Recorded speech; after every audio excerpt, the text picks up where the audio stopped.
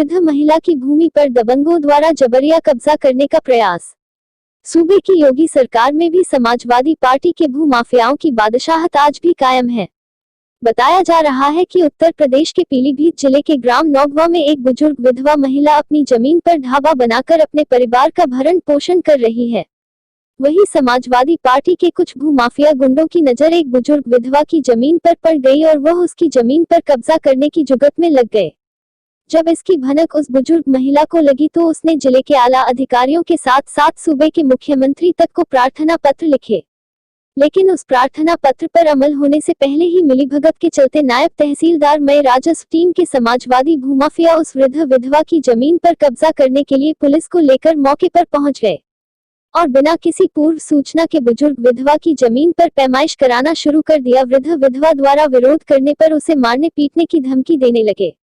राजस्व विभाग की टीम द्वारा अचानक इस प्रकार की कार्यवाही से महिला काफी डर गई और उसने अपने देवर को मौके पर बुला लिया, जिनकी राजस्व विभाग के कर्मचारियों से काफी नोक-झोंक भी हुई। बिना कोई पूर्व सूचना दिए राजस्व विभाग की टीम का समाजवादी भूमाफिया के साथ अचानक इस तरह पहुंचना कहीं ना कहीं दोनों की मिलीभगत व जिले में समाजवादी भूमाफियाओं के वर्चस्व को जीवित रखने की चुनौती दे रहे हैं, जिससे प्रशासन पूरी तरह बेखबर है।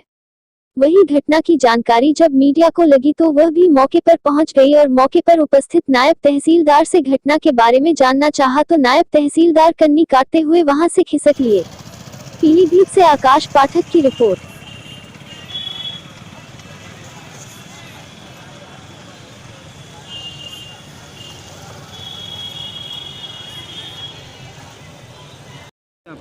मेरा नाम रूपलाल वर्मा। ये जो पैमाइश हो रही क्या है पूरा मामला? पूरा मामला ये है सर, ये मेरे भाई से इन लोगों ने एक बैनामा कराया था 23 मार्च 2016 में। हम परिवार वालों को किसी को कोई जानकारी नहीं थी। बैनामा कराने के बाद उनकी 8/11/2016 को डेथ हो जाती है। उसके बाद भी ये लोग कभी नहीं आए। 3 मार्च 2020 को ये पहली बार आते हैं और लेके साथ में लेखपाल साहब को, कानूनगो साहब को कि भाई हमारी यहाँ पे ज़मीन है। उन्होंने जब देखा यहाँ पे तो पता चला साहब गाटा संख्या 142 का 142 से बैनामा हुआ है, तो ये गाटा संख्या वो गाटा संख्या रोड में दर्ज है। तब ये लोगों का कहना हुआ शरीफ का कि भैया ये ज़मीन हमें चाहिए चाहे कहीं भी हो। तो मेरे भाई की जो पत्नी है उनके नाम और उनके नाबालिग बच्चों के नाम जो ज़मीन है वो गाटा संख्या 164 खा है। बोले हमें इसमें से दी जाए। उसको बार बार प्रार्थनी पूरा जिला प्रशासन से कह चुकी है कि साहब हमारी 142 गाटा संख्या में से दे दी जाए, हमें कोई ऐतराज़ नहीं, कोई आपत्ति नहीं। जो यहाँ पर नायब तहसीलदार लेखपाल वगैरह ये लोग क्या कह रहे हैं, इनका क्या कहना है? इनका भी यही कहना है कि भाई वो हमारे आगे मजबूरी है, आप देना पड़ेगी, तुम्हारे 164 खा में से ही। भाई हमारा पोवर समाजवादी नंबर बिका है उसके दूसरे नंबर से मांग रहे हैं जमीन।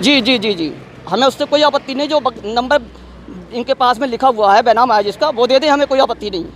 लेकिन ये कह रहे हैं हम आपके नंबर से ले लेंगे 164 खामे से, जो मेरी भाभी और भतीजे और भतीजियों के नाबालिग के दर्ज है। जब भी अधिकारीगणों के पास रात में भागते भागते मेरी भाभी परेशान हो गई, थक गई। कल परसों वाले दिन बेटी की शादी थी, उसमें इन लोगों ने आके हंगामा कर डाला। बहुत मुश्किल मैंने इन लोगों से कहा भाई साहब कल में बात हो जाएगी। आज 17 तारीख में मैं सुबह ही पहुँच गया था तहसीलदार साहब के पास में। मैंने कहा सर किसी उच्च अधिकारी से नहीं मिले आप? उच्च अधिकारी को बहुत प्रार्थना पत्र दिए, माननीय मुख्यमंत्री योगी जी को दिया मैंने प्रथम, जो अभी भी लंबित चल रहा है साहब तहसील में। आज तक उस पर कोई कार्रवाई नहीं। 3 प्रार्थना पत्र दिए भाभी जी ने मेरी मुख्यमंत्री साहब को, और वो लंबित हैं। पोर्टल पे शिकायतें की हैं, तहसील में रखे हुए हैं। बार बार ये बोल रहे हैं ये प्रार्थना पत्र में निस्तारण कर दूंगा अपनी रिपोर्ट लगा के। डीएम साहब से मिले आप? डीएम साहब से मिले, बोले भाई उनका क्षेत्राधिकार है, वही लोग देख रहे हैं। एसडीएम साहब क्या बोले? एसडीएम साहब ने भी कहा ठीक है आपको कोई पैमाश हो रही तो कर लेने दो, बाकी कुछ भी होता है तब आप हमारे पास आ जाना। कहाँ रहती हैं आप? नगमा पकड़ जाए। अच्छा, क्या समस्या क्या है आपकी? समस्या यह है कि हमारी पीछे जमीन है, जगह तो वह भूरा का नाम है बाबू चाहे हो। अब बताओ हमारी जब होटल है तो जो चारा हमारे बालकनों को बहु बंद है तो हम क्या करें बताओ। बंदी हमारी जब छीने लग रहा हुआ है, हमारे 5 बालक हैं। कल भाई नापन आए तो हमारी कोई सुनते ही ना है। कौन आया ना आपने? लेखपाल आए। जब वे कल आए हैं तो यहाँ हम आए तो कोई हमारी सुनवा ना आई काऊ बात की।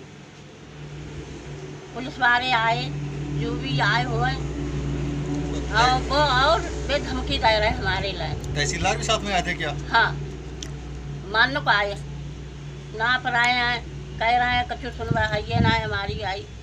जो देवर हमारे तो बेकार करता है, हम उन्हीं के ऊपर हैं।